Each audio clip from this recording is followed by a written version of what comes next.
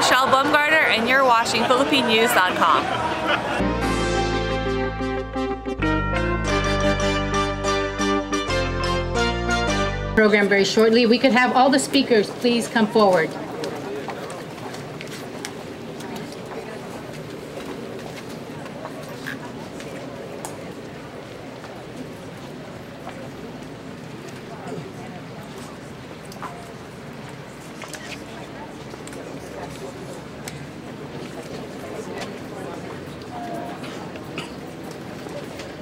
Good morning to everyone here. And happy Women's Equality Day, which was on the 26th.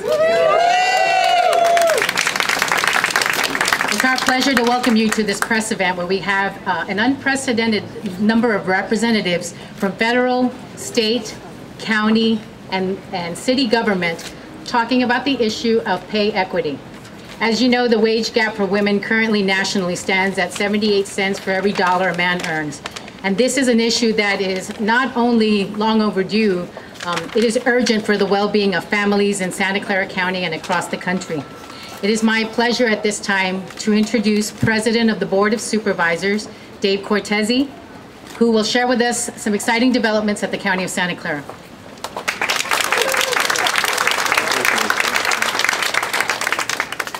Thank you for the warm welcome. I am Dave Cortese, President of the Santa Clara County Board of Supervisors, and shortly we'll be joined by my colleague Cindy Chavez, also the Board of Supervisors. And see? Now you know that I'm accurate, right? So the entire rest of this news conference is just full of accuracies like that. I want you to know, and we'll be talking about it more today, that we have introduced a formal measure at the County of Santa Clara to augment state efforts and to bring pay equity fully, completely, and finally into our work in Santa Clara County by official ordinance of the Santa Clara County Board of Supervisors. We know and have followed closely the developments in Sacramento. Also here with us today is our state assembly member from San Jose, Nora Campos. She has introduced a bill, AB 1017, which further and better defines pay equity, gender equity around pay equity issues than it has ever before been done in the state of California. There's also a Senate bill now, Senate Bill 358, which we believe will be moving to the governor's desk, which also significantly augments our abilities as a county, as local officials, to once and for all, bring pay equity into reality here in Silicon Valley, and of course we hope that we'll be leaders in making this happen throughout the state of California. I want to mention again, and I want to pre-answer the question: if the state is doing that, then what's the need for the county ordinance? As many of you know, there's state laws on wages, but our county has adopted the most comprehensive living wage ordinance for contractors and employers of anybody in the country, $19 an hour plus benefits.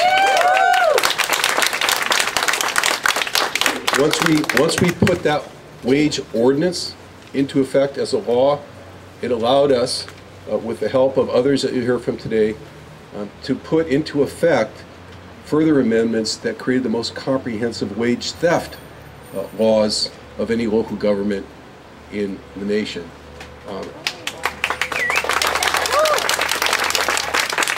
When we do that, it means not just policy or law at the state level, but it means there'll be implementation, there'll be requirements, action, and enforceable promises through contracts, $2.5 billion worth of employment, non-employment contracts, vendor contracts that we have in Santa Clara County of a $5.6 billion budget.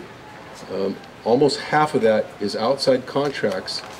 It's our aim, Supervisor Chavez's aim, my aim, to make sure that pay equity is enforced in every single one of the contracts, to all $2.5 billion worth, not only in the coming year, but in every year after that, forever. We will not have a situation again where somebody can do business with the county, take advantage of taxpayer dollars, and then turn around and say, I didn't know, I didn't realize.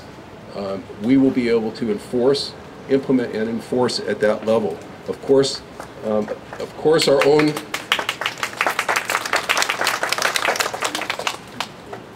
we're not going to throw stones in a glass house, and we're going to make sure that within the County of Santa Clara, as part of this measure, we will have pay equity once and for all among the 17,000 county employees now employed by the County of Santa Clara. We get it that no matter how many collective bargaining agreements we have out there, no matter how many past policies, and no matter what the state does, we have to clean up our own house, our own backyards, and make sure that we have pay equity and we don't have differentials and pay situations that are out of alignment in our own county. So that's the idea. I can assure you it will move forward quickly. We would hope that you'd all send letters or show up to support this measure September 15th at our next Board of Supervisors meeting. If we can get past that hurdle, I can assure you we'll be pushing for implementation, formation of the ordinance and implementation as quickly as possible. Thank you very much, and with that I want to introduce again our Assembly member representing this area, the San Jose area, a former City Council member from the City of San Jose, the chair of the Select Committee on Women and Children of Color in the State Assembly, who just recently held a major public hearing, standing room only hearing, in our chambers, in our building here at the Santa Clara County Board of Supervisors, which was extremely productive. Please welcome Assembly Member Nora Campos. It is always good to be home, and I first want to thank Supervisor Cortese and Supervisor Chavez for inviting me to be a part of this. It seems that our leadership here in Santa Clara County is aligned with each other of what we believe needs to happen in the state of California. I wasn't going to mention this, but I'm going to mention this. I sit on the committee that actually looks at approving audits that will happen throughout the state of California. And I put forward an audit that would actually audit 5 counties in the state of California and looking at whether they have pay equity against men and women. So it is encouraging, which I kind of knew that Santa Clara would be on their way and would lead the nation on making sure that they didn't have to wait for the state to start a policy that would mandate every county in the state of California to have pay equity. So I'm encouraged that as we move forward with this audit throughout the state of California, that Santa Clara will have best practices and we will be able to implement those in other counties across the state of California. One of the things that I think we know currently right now that 60% of what women don't make is equal to men. We know that 95 years ago women organized and rallied for the right to vote. And make no mistake, that was a victory, and it was an obstacle at the time. Equal pay for women is our next obstacle that we need to overcome. And I think that you're seeing that in the State Assembly, that it is not only my bill, but there are other bills that are going through the House to make sure that we put a strong light on this issue. My bill, AB, as my colleague alluded to earlier, AB 1017, works towards creating a foundation to ensure pay equity for women across the state of California. A lot of people ask, why so many pay equity bills? What this bill specifically will do, is it will create the foundation where your employer can no longer ask you when you are a candidate what your previous salary was. They will look at your qualifications, your ability, and your skill set to have that position. And people say, well, what does that mean? Well, if someone posts a position that is $100,000 and you look at the qualifications and you meet all of that criteria and you put in an application and they call you in for an interview and then they say, you meet the qualifications of what we're looking at. Before they could say, well, what was your previous salary? And if your previous salary was $75,000, they would probably try to negotiate from that standpoint, right? Even though the position pays $100,000. They will no longer be able to do that. You will be in the position to say, so it pays $100,000, I think I'm worth 105, 110. And that's what we need to start doing, is putting the ability for women to have the power of what they believe they are worth. And I'm excited about that. So no longer will the wage gap be a white woman making 78 cents to every dollar a white male makes, an African American woman making 64 cents to what a white man makes. And this is a very disturbing statistic. Latinas make 54 cents to every dollar a white male makes, barely half of 50 cents to the dollar. So with that, I look forward to all of you getting behind this bill. There is opposition out there that says, well, I don't think we should take that ability for the employer to go find out what the previous salary was on the person that the candidate that they're looking at. Well, we as women believe that that should not be part of the negotiation and the criteria.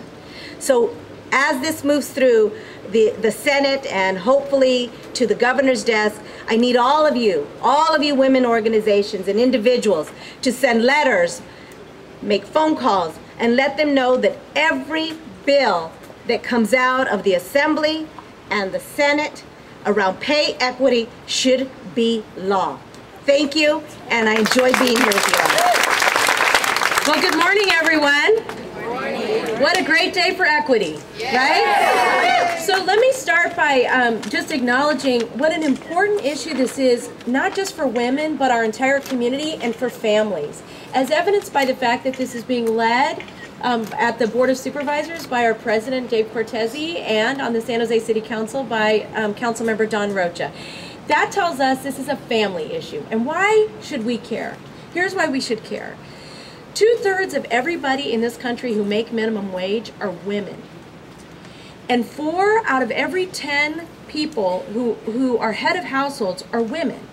And what happens when women don't get paid fairly, their children get shortchanged, and generations of families get shortchanged. They can't develop wealth, they have a more difficult time getting into college, they have a more difficult time doing well in high school.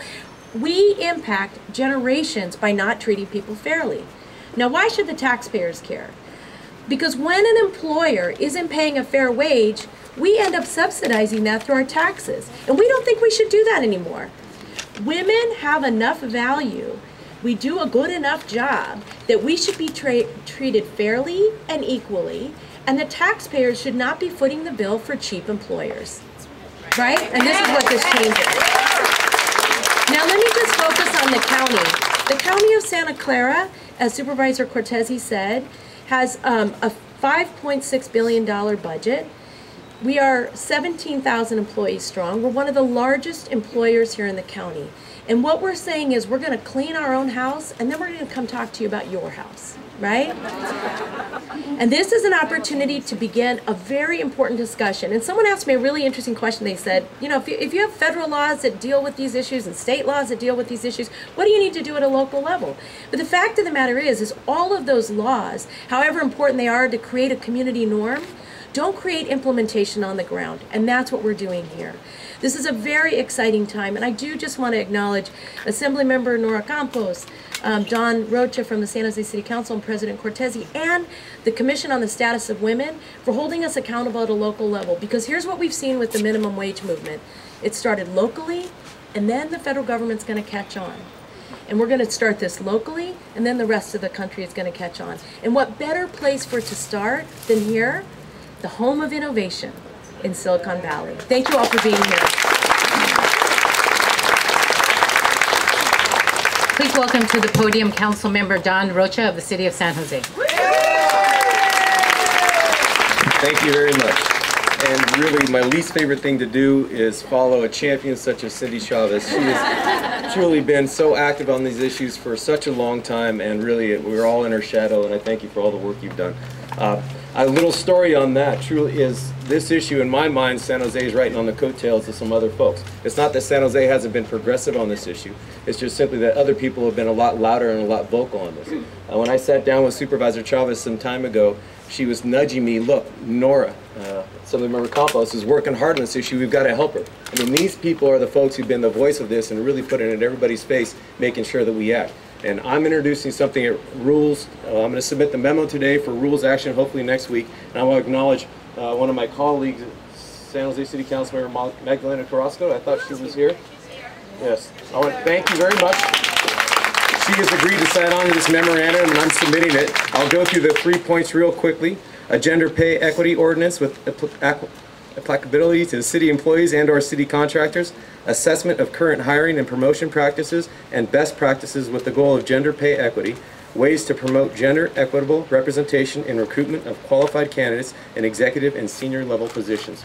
So that's just a start. So when staff brings that work back, we can always add to it, and I'm hoping that there's opportunities, and you folks showing up and telling us what more we can do is really important to that process. So thank you very much for having me. Am I gonna introduce? Okay, so thank you again. I appreciate it. Thanks. This next speaker is known to many of you. She has been the local champion, the most tireless advocate I think I've ever seen in my time in Silicon Valley. Ruth Silvertaub has taken no rest to educate all of us on the needs to support workers, the need to look at human trafficking, issues of violence against women, and how we can support survivors, and most importantly, the issue of wage theft. Santa Clara County has the highest number of reports of wage theft of any region in California. And very few of you actually know Ruth's story, and we're thrilled to have her today to share with you how she was a victim of unequal pay and her journey to the wonderful woman she is today. Ruth.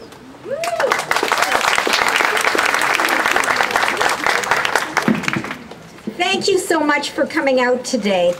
I want to talk to you about why I am so passionate about pay equity. It's because of my personal experience with unequal pay. I was a machinist on McLaughlin at a factory for 9 years, and I had previous experience as a machinist. I worked on the same machine, a turret lathe, on the same parts on the day shift as a male coworker. He worked during the swing shift. I put in the part, I machined it, he finished it. So we did identical work. There was no daylight between what he did and when I did. You probably know the rest of the story, which is I was a labor grade 6 and he was a labor grade 9. And that didn't seem fair to me because we were doing the same work. So I filed a claim with the EEOC. I was not a lawyer then, and a grievance with my union. And my appointment with the EEOC was on a Monday. I told my employer, and on a Friday, I was promoted to labor grade 9.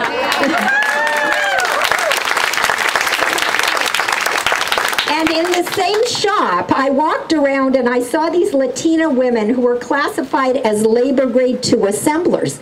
But I was shocked. I actually had to do a double take to see that they were working on welding machines. And I walked over to the area where the male welders were, and I could not see the difference between the welding machines that these women were working on and the ones the men were working on.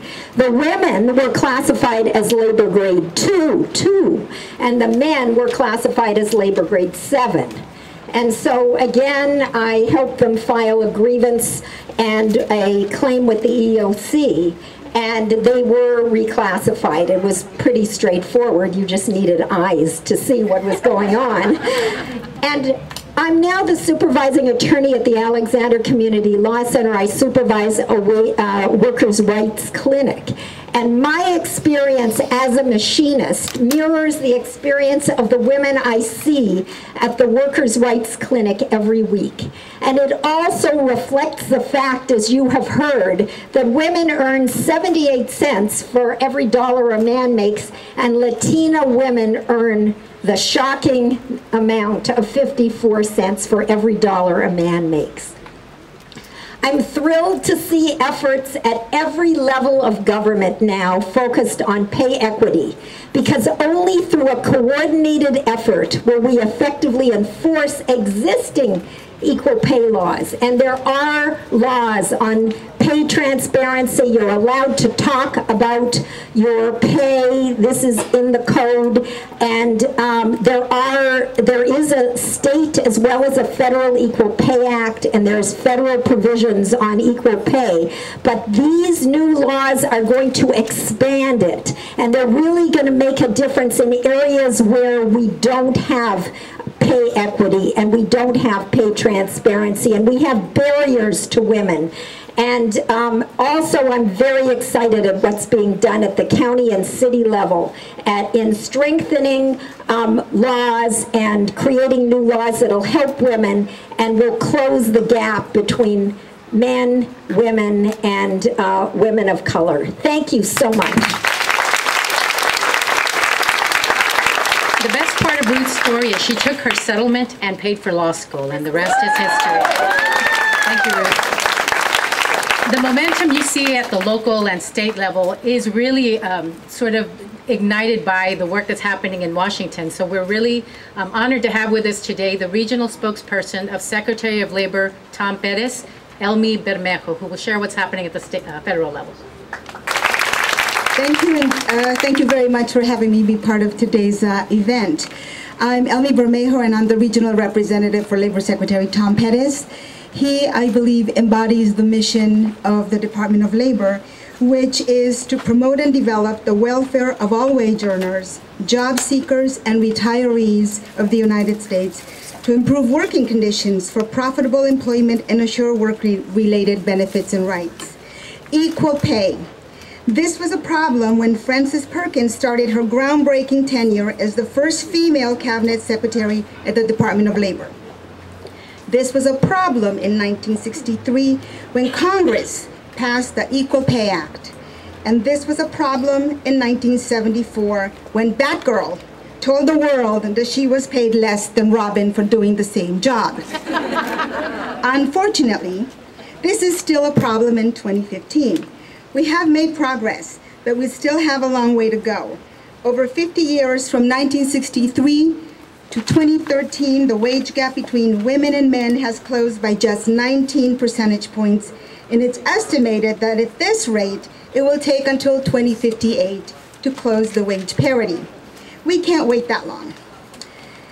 One of the things that President Obama did in 2010 and mentioned in his State of the Union was to create an executive order. Well, actually, it was part of what he wanted to focus on with equal pay in women. And he created the National Equal Pay Enforcement Task Force, bringing together the Equal Employment Opportunity Commission, EEOC, which is not part of DOL. My colleague Linda wanted to make sure I stress that. But we work very closely together. It was the Department of Justice, the Department of Labor, and the Office of Personnel Management. And recommendations include improving interagency coordination and enforcement efforts to maximize the effectiveness of existing authorities. The EEOC, Department of Justice, Department of Labor have a working group to coordinate interagency enforcement of wage discrimination laws and to help implement task force recommendations. So we continue to work on these kinds of issues to make sure that we are educating the rest of the world. As President Obama likes to say, change doesn't happen in Washington. It happens in communities like in San Jose, where you have leaders who step up to see the needs of the working men and the working women of communities to make sure that there is parity, that people are paid the wages that they deserve for the jobs that they are doing. I thank you very much for this, and I just want to give a shout out because we work very well. Esther, you know, the Office of Women's Policy here, and many of our partners, and I also wanted to give a shout out to my colleague Anna Fortes, who is with the Women's Bureau of the Department of Labor. The Women's Bureau works very closely with the White House and the Council of Women and Girls, because these kinds of issues have been at the forefront. So I do want to say that sometimes when we convene these things at the White House, they are last minute, so we apologize for that. Well, we want to make sure that the voices of all the people gathered here are heard and they're resound about equity, and thank you very much for having me here today and for the work that is being done all across the state and all across this nation, because little by little, everybody will see that is Supervisor Cindy Chavez says, this is the state of innovation, the area of innovation, and there is no reason why we can't be the leaders on these kinds of issues and let the rest of the nation take note and also copy some of the things that are being done here. Thank you very much. Thank you, Elmi. Our final speaker today is Guadalupe Rodriguez, who is the chair of the Santa Clara County Commission on the Status of Women. The commission celebrates its 42nd year in existence. And of all the commissions we've had in Santa Clara County, this just might be the most active, energetic, aggressive group of women that we've ever encountered. They are relentless. They are committed to improving the lives of families all across Silicon Valley. And it's my honor to introduce Guadalupe. Thank you. Thank you for being here, everybody. I'm here speaking on behalf of the Commission on the Status of Women, as was mentioned. These wonderful women standing here beside me, all of us who are advocates in our communities and who see issues of pay inequity every day as advocates. And so we're very excited to hear that our legislators at every level are looking at this issue and are taking note and affecting policy to make these changes. It's astounding that, ever since 1963, when the Equal Pay Act was passed, that requires employees to be given equal pay for equal work, regardless of sex, we still, 50 years later, have only seen the pay gap decrease by a cent each year. We need a greater focus on equal pay at all levels of government. And again, we're really excited that our legislators at every level are taking note of this issue and advocating to change it. Numerous studies have demonstrated that a significant portion of the wage gap cannot be fully explained when controlling for various factors, including labor market experience and job characteristics. So it is not enough to assume that the individual woman alone is responsible for the wage gap that she experiences. We need to examine if and how businesses and public sector agencies knowingly or unknowingly contribute to the wage gap through bias, unchecked policies and practices in hiring and compensation, and provide a coordinated effort to carefully examine where we can make these changes. Women face bias and discrimination in the workplace, and we see that every day, as I said, as advocates on the ground. And we know that for women of color, the women of color in our communities, we face even more barriers. And the data bears this out, as was mentioned.